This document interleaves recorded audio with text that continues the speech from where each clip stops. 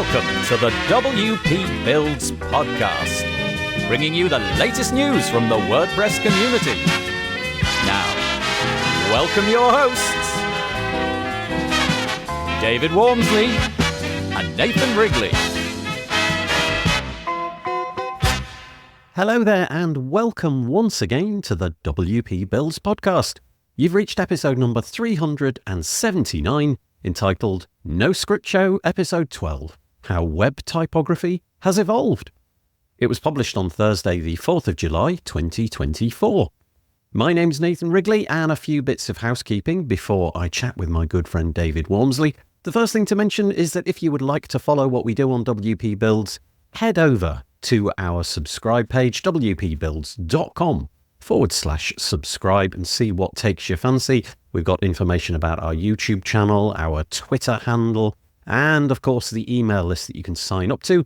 If you do sign up to that email list, I will send you an email twice a week, one to say when the podcast comes out, that's on a Thursday, but also to tell you when our This Week in WordPress show has been made into a podcast. We do that show every week at wpbuilds.com/live.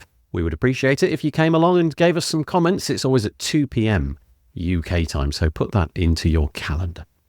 The other thing to mention is that if you would like to advertise on the WP Builds podcast and get your product or service in front of a WordPress-specific audience, feel free to do that. Head to wpbuilds.com/advertise, a little bit like these three fabulous companies did. The WP Builds podcast is brought to you today by GoDaddy Pro. GoDaddy Pro, the home of managed WordPress hosting that includes free domain, SSL, and 24/7 support. Bundle that with the Hub by GoDaddy Pro to unlock more free benefits to manage multiple sites in one place, invoice clients, and get 30% off new purchases. Find out more at go.me/WP Builds. That's go.me/WP Builds. We're also sponsored by Bluehost. Bluehost. Redefine your web hosting experience with Bluehost Cloud. Managed WordPress hosting that comes with lightning-fast websites, 100% network uptime, and 24/7 priority support. With Bluehost Cloud, the possibilities are out of this world. Experience it today at bluehost.com/cloud. That's bluehost.com/cloud. And also, we're sponsored by Omnisend. Omnisend, do you sell your stuff online? Then meet Omnisend. Yes, that Omnisend, the email and SMS tool that helps you make $73 for every dollar spent. The one that's so good, it's almost boring. Hate the excitement of rollercoaster sales? Prefer a steady line going up? Well, try Omnisend today at omnisend.com. That's omnisend.com. And sincere thanks go to those three fabulous companies for keeping the lights on over at WP Builds. Do make sure that if you have any interactions with those companies, you tell them that you heard about them from the WP Builds podcast. Okay, what have we got for you today? Well, as I said, it's another of the No Script Show hijacks of the WP Builds podcast. David Waumsley and I talking about web typography today. So obviously typography is an incredibly crucial element to any website, making your website readable and looking modern. Choosing the correct typography is a really important component. We talk about things like the transition away from pixels to rems. We explore the new features in web typography like font loading and background clipping, the importance of fluid typography and tools like the Utopia CSS generator. And also we get into a bit of multilingual, the importance of Chinese, Japanese, Korean characters, that kind of thing. And also a whole bunch of other things like underused HTML tags. All very exciting. And I hope that you enjoy it.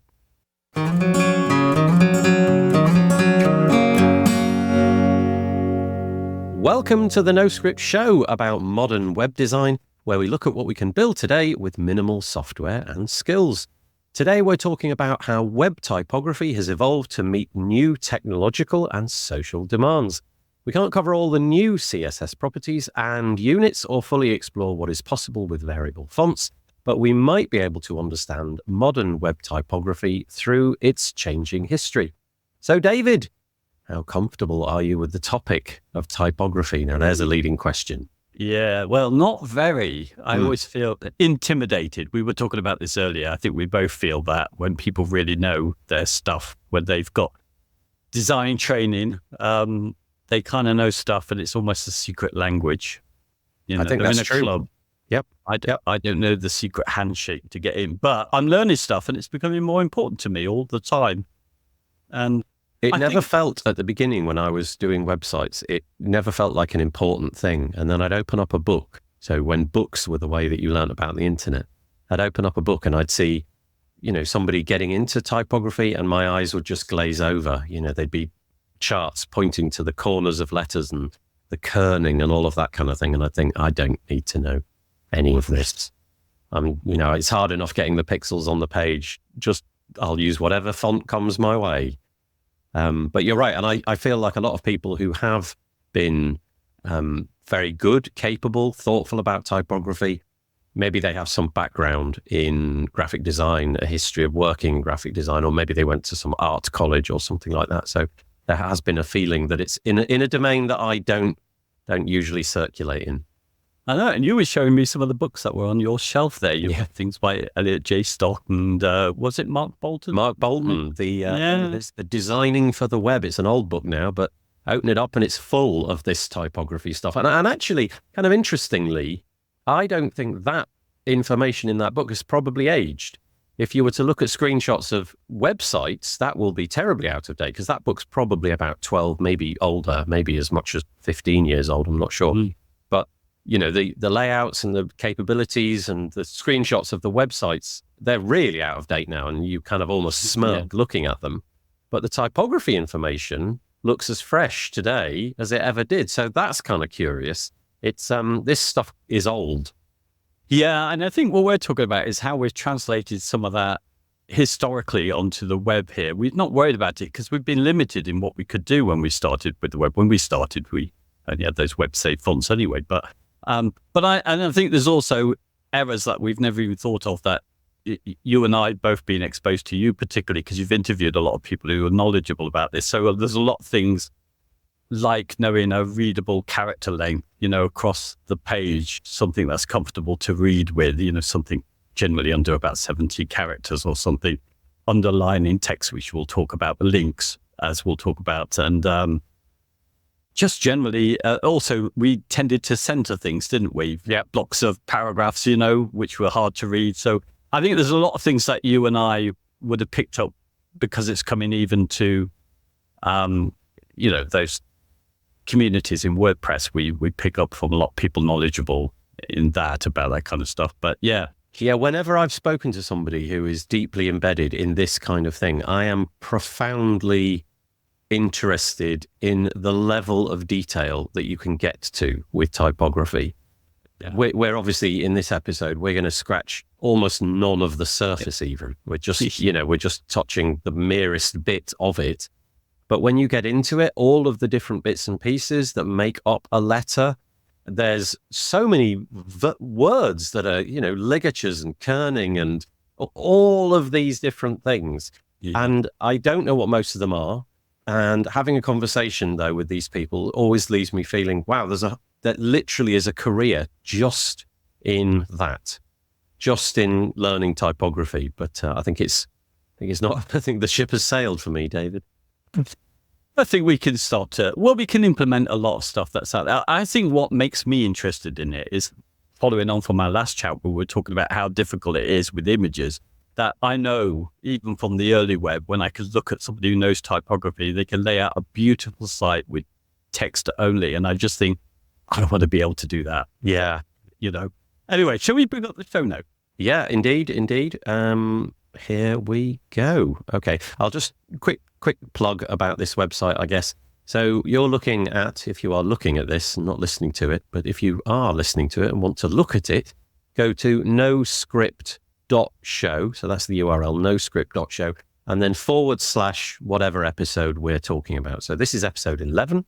So noscript.show / 11 will get you to this page. And what a fantastic start you made at the top there, David. That looks like an image. Surely it's an image. Yeah, well, it's type. It's just using, I think, a fairly new property where we can, and I always forget what the name of it. I mention it later in the notes, so we'll come to it. But it's basically a clip-in to type, and then we can put an image showing through, so that the type is transparent and the image underneath it is clipped in it. So yeah, I thought I needed to do something a little bit fancy for this episode. So, but that is really, really lovely, isn't it? Because just the evolution of that in the day when we began, that was possible, but only as an image, without a doubt. And it's not, I don't know how many people deploy this kind of typography, but that looks profoundly nice. I mean, it may not be everybody's palette, the colors or what have you, but look at what's possible. It's copy pastable. It is the word typography on a screen. Yeah. But you've got all these lovely flowing colors in the background, and it really sets it off. It's really alive at the very beginning. So bravo, lovely job. Yeah, thank you. Okay, shall we start with, well, we're looking at changes. So we'll start with the biggest change probably is the responsive web and how typography's had to change. So we'll start talking, I think, about responsive typography, because we've gone from that single screen resolution that we could all work to. So it's similar to print. Then we've gone to responsive when we first got our sort of standard sizes for our most mobiles and tablets, to now when we can make no assumptions about the viewport size that our users have, or the pixel density as well that comes with those devices. So that's meant that we've had quite a few shifts, really. That the first one is from pixels to rems as our unit for working with type. And I think with that, I've put down that it was once hotly debated. And it was up to quite recently, I think, with a lot of people still preferring pixels, still kind of backwards looking on this.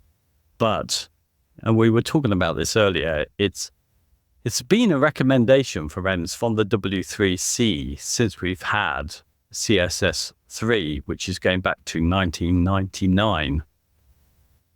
So 25 years that everybody's ignored it. Yeah, that's largely because they weren't able to use it, right? The browsers didn't keep up. Exactly. Right. Exactly. Yeah. And I think it still continued on because it's not just that the technology wasn't there to allow us with rems. It's just that we're so used. I mean, people have to convert often from a pixel perfect design onto the web, and they're used to working with pixels rather than, having something which is just non-static at all with rems. But I think the argument's over, and I don't think you'll find any experts that will argue for pixels now because of the accessibility, because of the fact that it is, users unable then to change their browser settings if they want something large and have that honored and have everything, proportionally changed. So I think rems is definitely it, because it's more manageable, it's more scalable. You can change your mind about the overall size quite easily by changing the root percentage. But I guess a reason for this not becoming the default also is because it's so much less intuitive to understand. It's kind of, there's some weird number that you put in there, which isn't necessarily an integer. And because of that, it's hard to gauge what that means. And based upon what you've got as the root font size, then, it might look different. Whereas with a pixel, you put in 30 and, assuming you're using the same font throughout the website, what that's going to look like. And 15 will be smaller by this exact amount and 50 will be bigger by this exact amount. But it doesn't allow for the capacity to change it. Well, I guess a trick in the page builders that we've used is to use media queries and then change the font size within the mobile view and all of this kind of thing. But better to just set it up once and get it right with, leading on to the next point, I guess, media queries and fluid typography.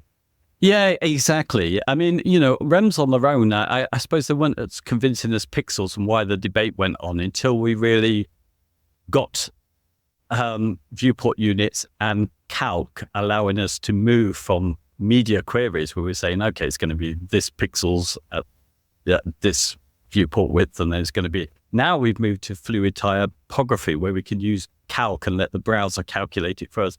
So I guess why we've everybody's accepted rems now is because of the fact we could use fluid typography. And we've got these generators that takes all of the chore out of the maths. And my recommended one is the Utopia one. And there's a presentation, I've linked to it on the show notes there, which is worth watching, by Tris Mudford, who talks about not only their tools and what they're doing with it, but just generally fluid design.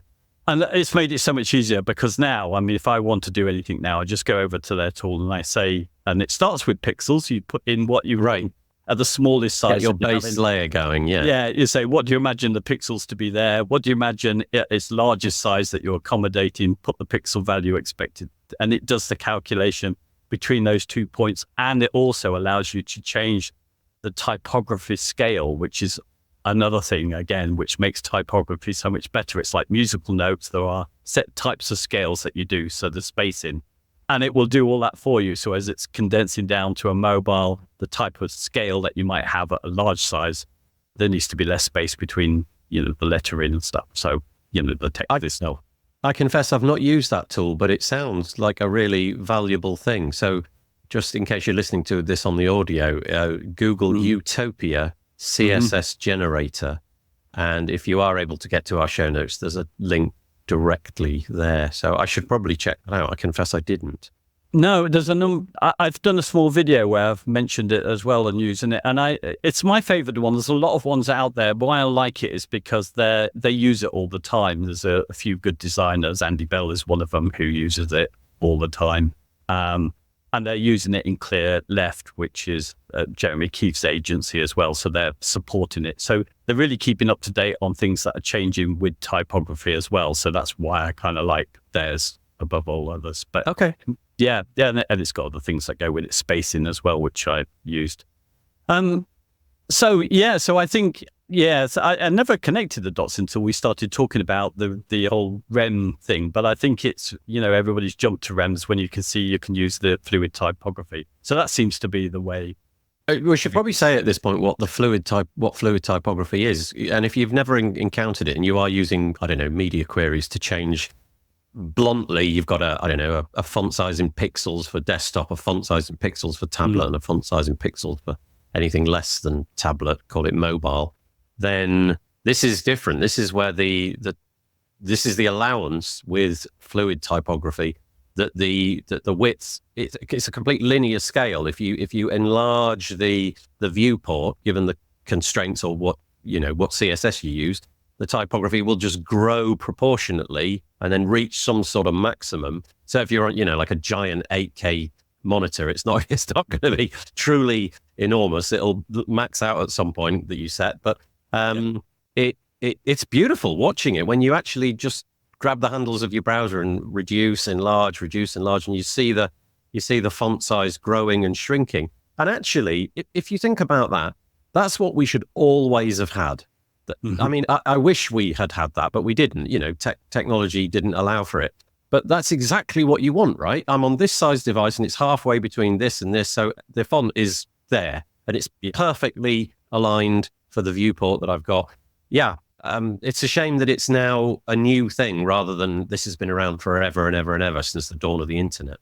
And it's a kind of compromise with it, because I think when it first came out with the fluid typography, it was just saying, we could use viewport width now to do everything. And then you realize that you have to anchor that a little bit with a rem in there to make sure that, because if you do that, then users can't zoom out on their browser. So you kind of, there's a strange anchor. And the maths of it become very difficult. So you're not absolutely fully assured, unless you move your browser to see how it's responding. But it does get over that big hiccup in the fact that once where we had used the responsive to set them to our known mobiles and tablet sizes, we found that many are just before the breakpoint that you might be reaching, and then suddenly their text is out of proportion to the size of their device. Yeah. And you get this horrible jump in, so it gets rid of that. And it is lovely, isn't it? Yeah.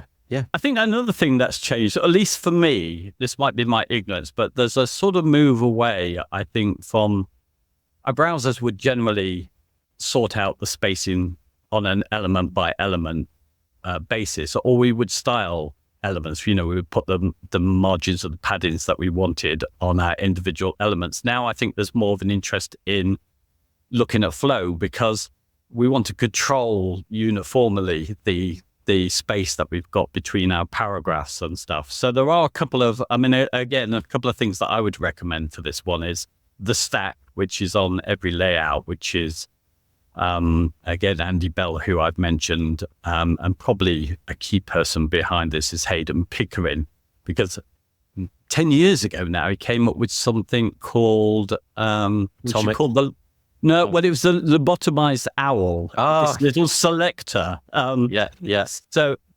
it's, you always had this problem. So if you put padding on the bottom of your paragraph, then the last paragraph would always have that padding that you didn't want. So he's kind of used this little technique to be able to effectively set it on the top of your paragraph, but by using these lobotomized owls, it's a child, so it doesn't select the first one. Right. So there's something that you can uniform the spaces, and there's also a wonderful demo as well, definitely recommended. I want to watch it again by Mike May, who's a really, really good person on typography, and he's got lots of tools as well that you can use. But he's on a show by Ben Myers called Semantic.dev. Oh, that's clever. Semantic. What a clever name. Yeah. And you've got to watch that if you're really into typography. I've got to watch it again because it went over my head. But he really discusses that whole idea of flow, and he sets it more manually. But I think that's a kind of fairly new thing. Again, links in the show notes, both of those things, the stack and the typography demo by Mike May, not sure, is in the show notes. And then we got these new units, which honestly, I don't know anywhere near enough about. So I'm hoping that you're actually going to school me here. This will be interesting. Yeah, well, I'm pretty poor on them. One that I do use, so we've got CH, which is for character. So we can set our width of things by the character length, which is really, really useful for that problem that I mentioned earlier about the fact that we tend to put too many words, on a full view. So it's not very readable. You can set with your character length. And that's what I'm doing actually on the site that you're looking at. So what's setting the length of the inner container here is the characters. I think it's set at 70. So effectively the text within that can't expand beyond that. So a lot of people are using that in part of the responsive design. But, if you set that maximum on all of your paragraphs, then wherever you're going to place them in your design, it's going to be fairly readable. You said that's maximum. Interesting. Okay, that's yeah.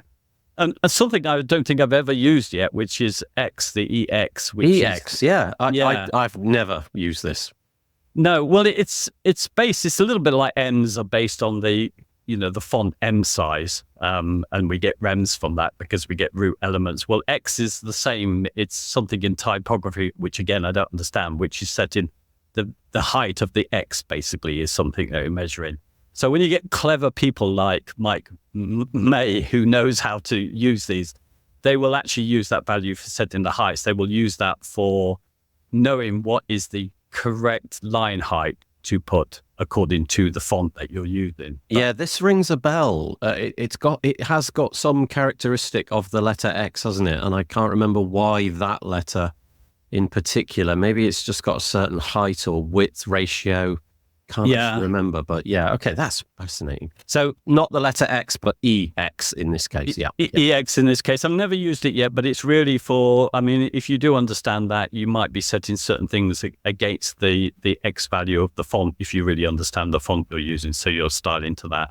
It goes a bit above me. And then, of course, we've already talked about them. We've got the sort of viewport width and viewport height we could start using, and viewport minimum, a viewport max. And someone like Mike May, again, I really don't use Vmax yet, but he might use it to section the sort of space he will put on sections of his site. So his header, his footer, his main. Right. So the leftover space at the bottom, he'll be setting this to percentage. So depending on the browser itself, it will allow a little bit more space or less as needed.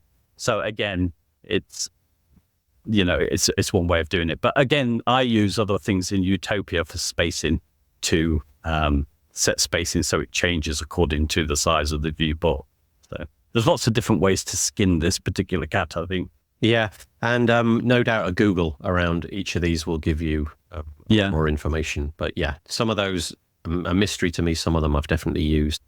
Okay, shall we move on? Yeah, accessibility. So, again, that's a big awareness boost that we've had recently over accessibility, maybe because it's becoming law for us. So if we do it professionally, I guess we should be aware of these things. So there's a lot of changes there. I mean, we've talked about this before. We've really gone from this Western bias on the web to now having writing modes and internationalization. Yeah. So I think Rachel Andrews talked about that when we were talking, I think it was in episode 3, when we talked about how we kind of need to know this concept to know our CSS layout. But there are lots of other things coming along with that. I noticed I was just listening to the latest release on Chrome, where they have started to put in place something so you can deal with Chinese, Japanese, and Korean characters and stuff, and kind of space those out. So that's interesting. Yeah. Okay. Yeah. So we were saying before the call began, weren't we? Before we hit record, at least, that at least I don't really even think about the web as a Chinese character thing. Yeah. If I ever see something like that, I've clearly strayed into an area of the web that I can't access because I can't read Chinese. But just think of the population and the fact that all of these browsers in the past, at least anyway, were really configured for left to right, top to bottom, and the character set being a Latin alphabet. And of course, most of the world don't use any of that. But we're sort of educated to think about that. And even, the things that we've been talking about, the EX is based upon the Latin character X and so on. And I don't even know where to begin with typography with, a Chinese character set. I no idea what the concerns are there. I do know that there's a history of, calligraphy and making those characters look beautiful.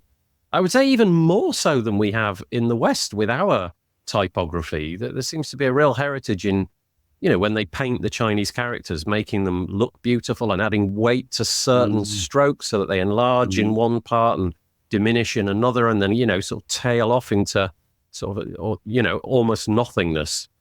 And, fascinating. I'd love to get into that. It's interesting because I think the new things that you brought out for them is a word break and auto phrase for them, and also trimming, because how their text is getting aligned in the sort of spacing isn't always perfect on the web. And kind of, this is all still new stuff. It seems incredible that you should have such a large population of people who have not been accommodated so far on the web, but that's definitely a change, and it knocks on to us because even if we never deal with those, we've had to understand things like flexbox and grid layouts in terms of writing modes. We've needed to have that concept to be able to align things properly. So yeah, that's a massive change. Shall I move to the next thing? Sure.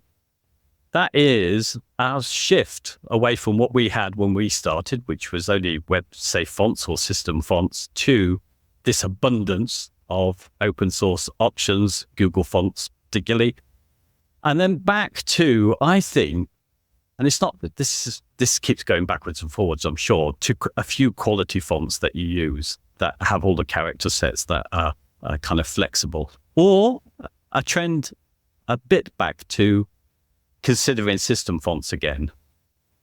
So I did a little video on that one before, which was looking at modernfontstack.com, which allows you to see what fonts are available on different systems, and you get a little screenshot of it as well, so you can see how they might pan out if you do want to use them. But there's a real argument, I think, from a accessibility point of view, is the fact that probably what helps people with dyslexia above anything else or other things is familiarity. So if it's your system font that you're using for your body text, if that's an Apple, what we should be seeing there, I think, should be San Francisco on your screen.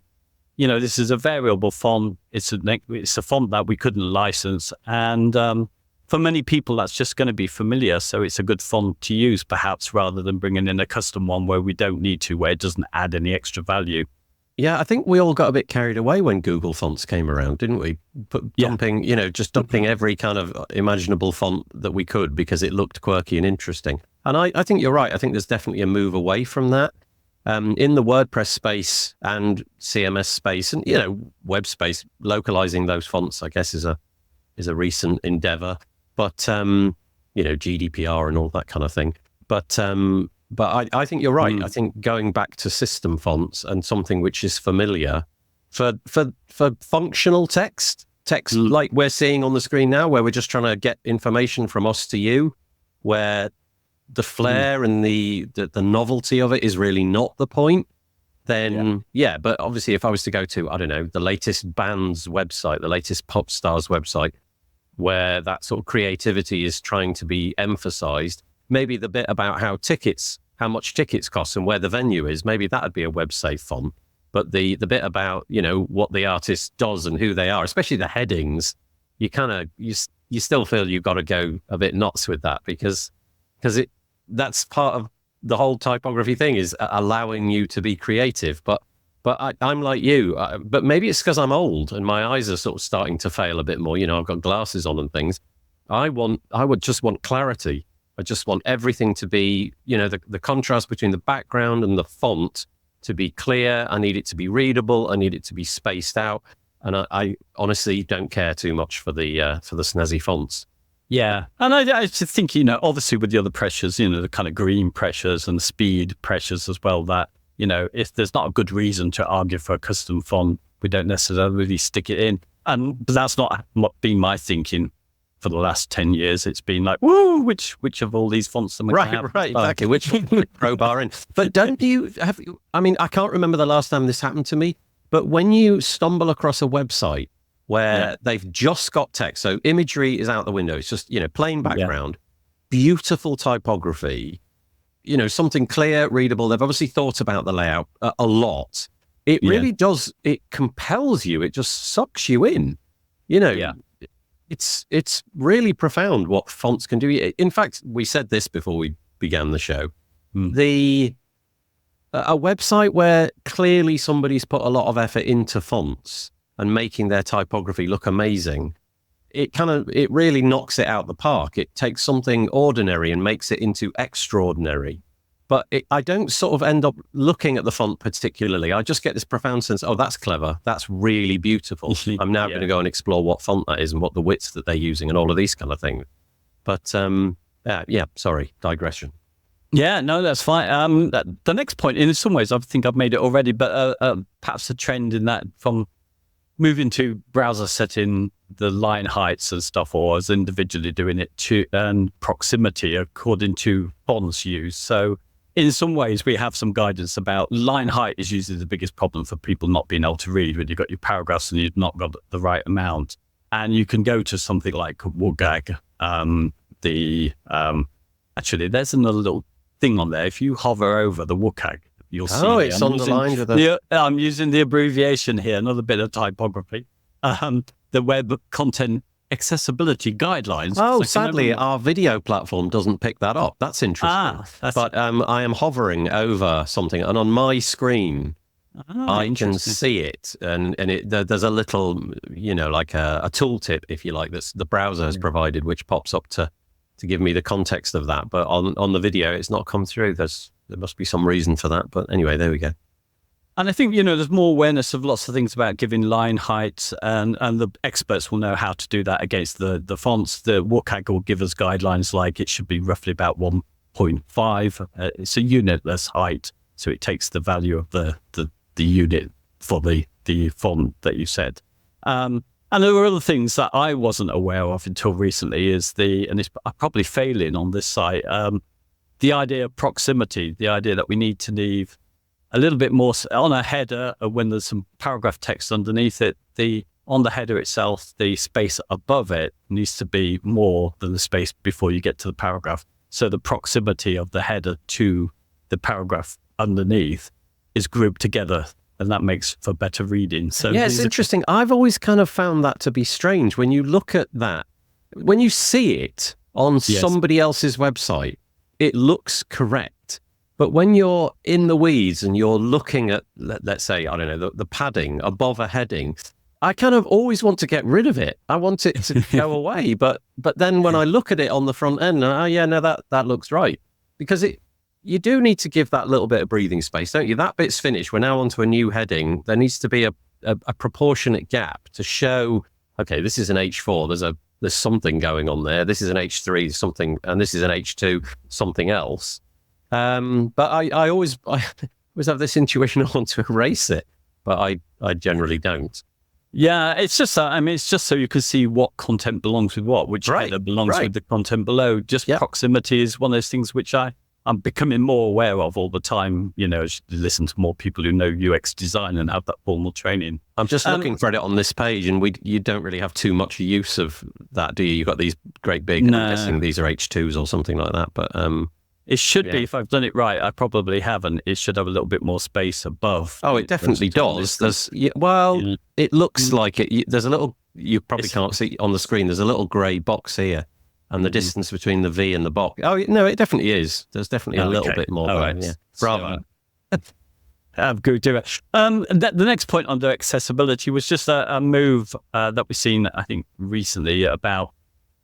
Earlier, we tended to see underlining as visual clutter, something that you, on your links, I'm talking about here, to now respecting it as an essential UI. And I think we've been given some new tools that go along with that. One that I most like, and I'm using it all the time. If you see where the links are there's a bit of a space between it. And that's because of the new property, which is the text underlining offset, where you can actually offset that line. So none of the descenders are touching on it.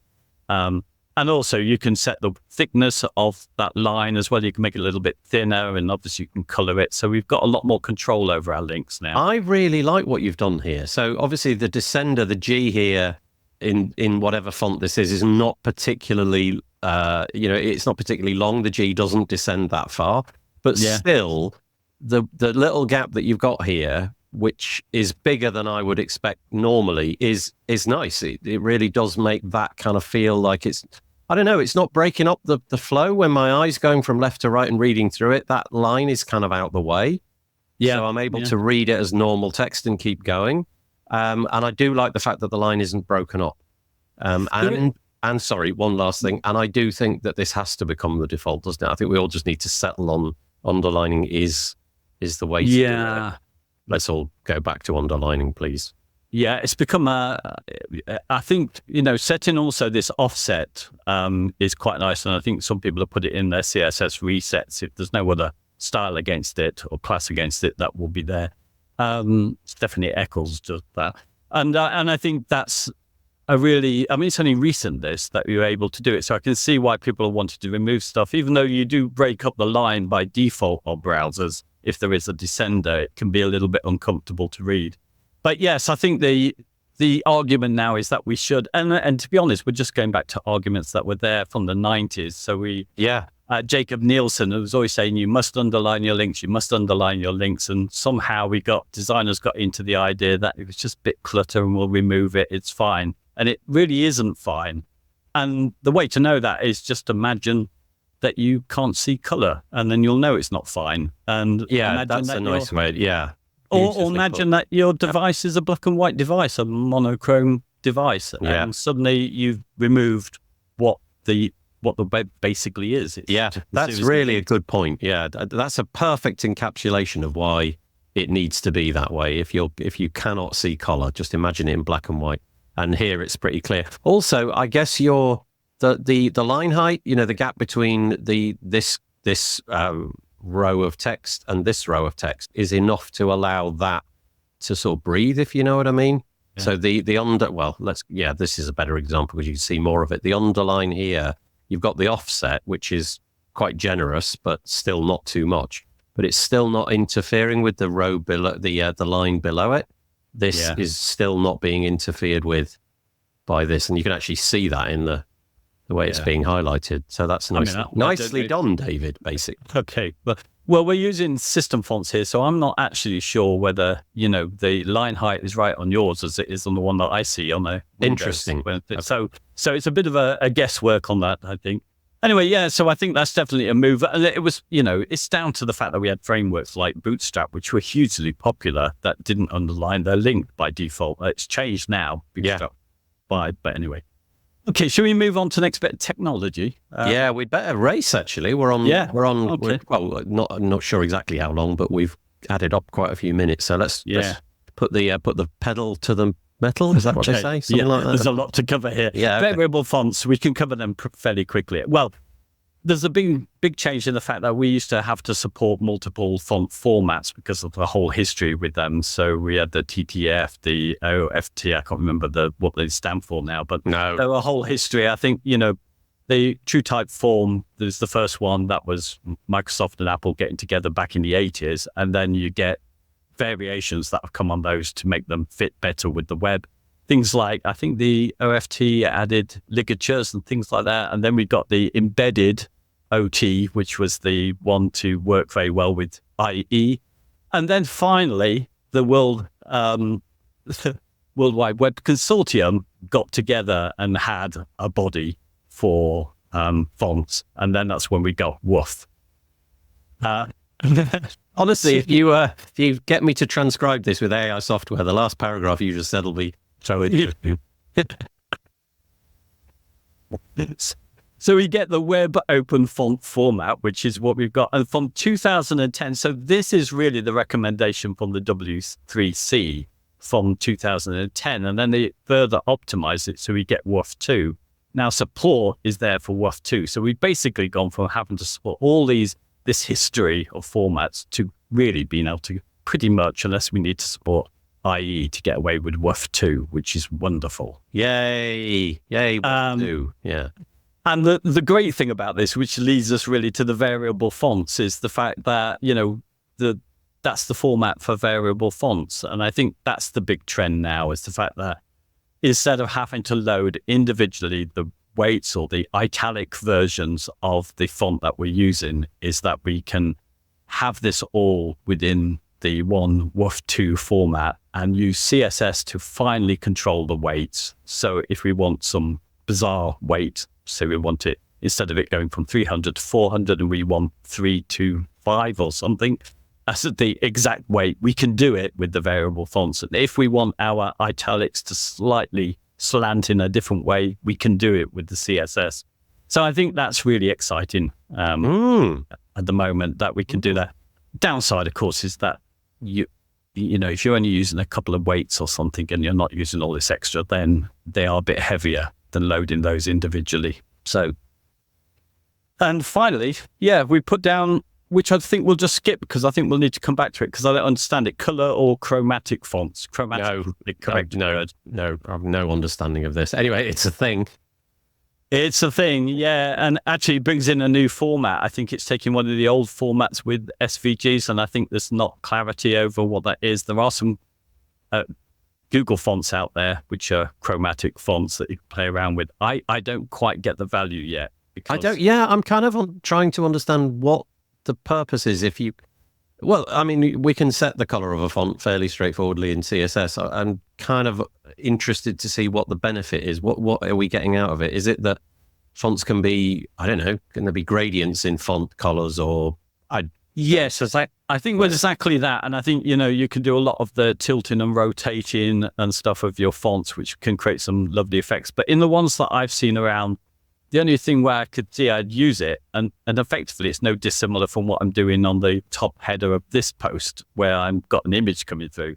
So where I've seen a color font being used, say it's saying the word pizza and the background, the image is a pizza, and you think, well, I'm not going to load this quite heavy color font to do that when I can do it with a kind of simple clip masking like this for myself. So the value's not there yet for me.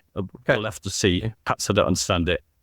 All right, that's variable fonts. Now we're on to some lesser used specs. Yeah, I just wanted to mention a couple of things on typography because they were kind of relatively new to me. So I've put an example up on there. So something which is really, when we're talking about responsive again, it's not used, and that's CSS columns. And this is so cool. This is so great.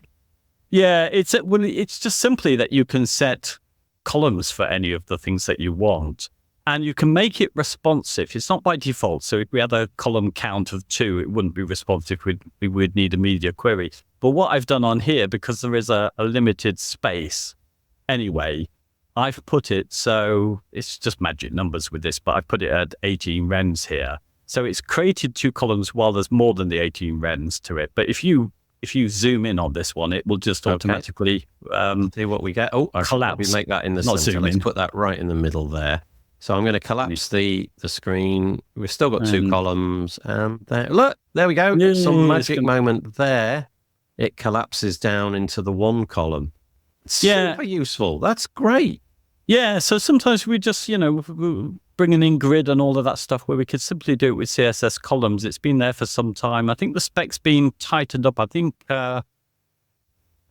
Rachel Andrew has been working on this as well, who worked on grid quite a lot. So anyway, it's just a really cool trick which gets ignored. And I think there are lots of other little things which I'm just becoming aware of. So I've put a drop shadow in there. It's another little bit of, on the key on my paragraph there, it's, if you see that I've styled it slightly different, used a different font, and it's going over 1.5 of the text a little bit more because I've put a little border around it on there.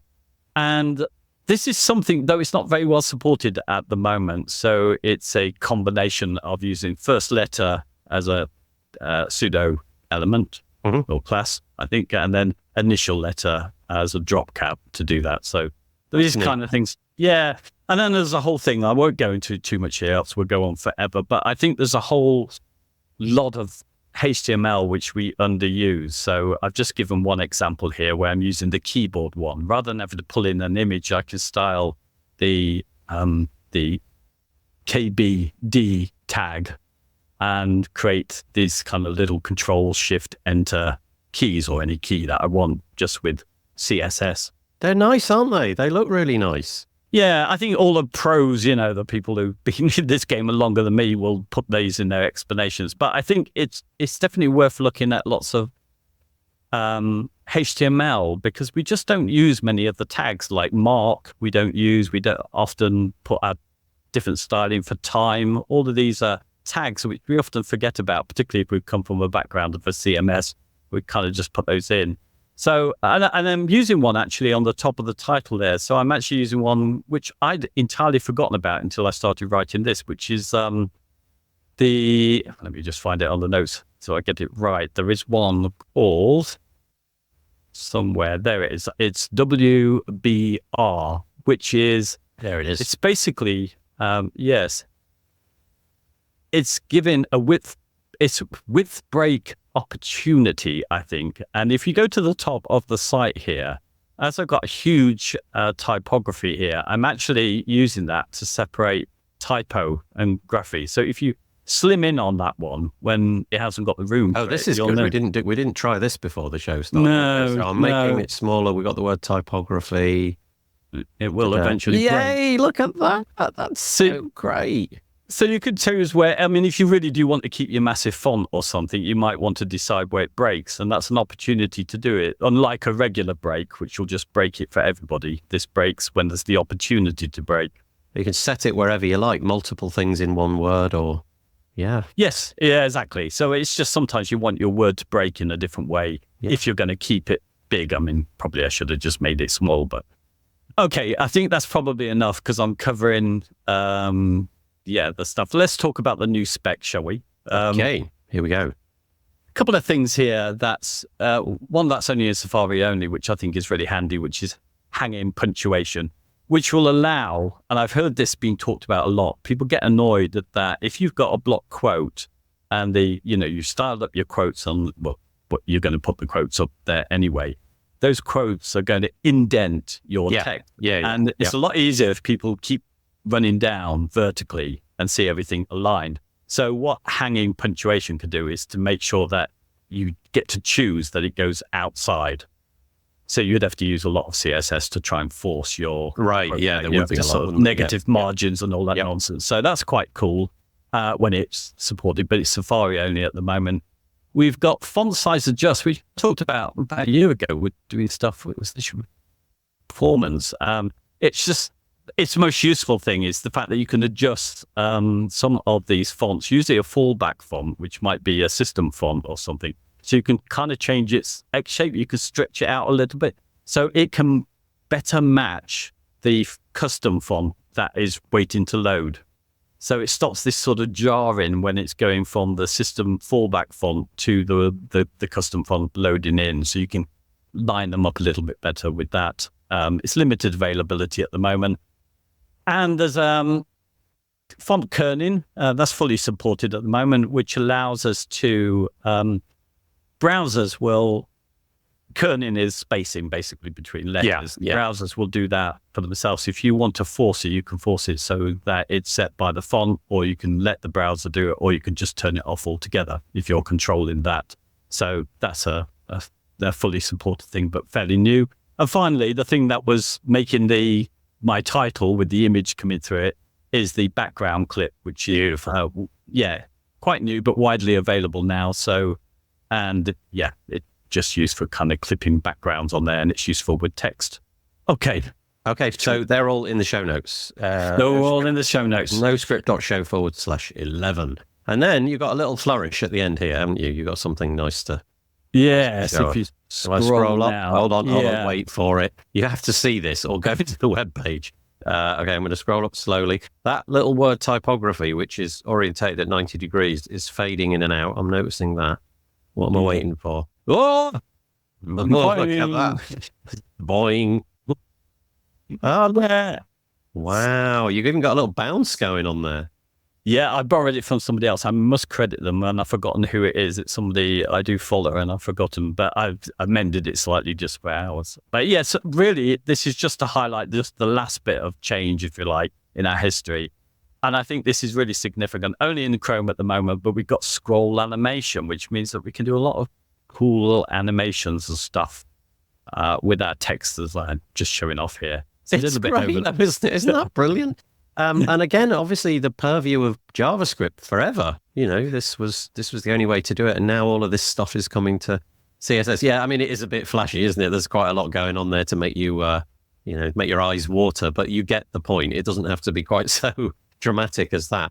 But something subtle, something just fading in or moving slightly to the left or the right could be very profound. That's lovely. And I think it's really nice that it's coming to a language that we can understand rather than JavaScript. And you really rely on languages, and it makes it a lot easier. So if your browser had been set to prefers reduced motion in some form or another, then you won't get that bouncing. You'll get the fade in slightly. You won't get the bouncing because it can just wrap that in the CSS to be able to do that. So, I think that's great. And I've also put the tilted text here just to show that we can have some fun with writing modes these days, and particularly if that's combined with the better positioning that we've got. So it's maybe not lined up perfectly because they had to do it quickly, but it's using grid to put it side by side. So grid and subgrid, giving us the ability to kind of place more accurately our text, and we can, as we're showing here with the writing mode, changing that, we can turn it on its side. It's nice. It's really nice. Yeah.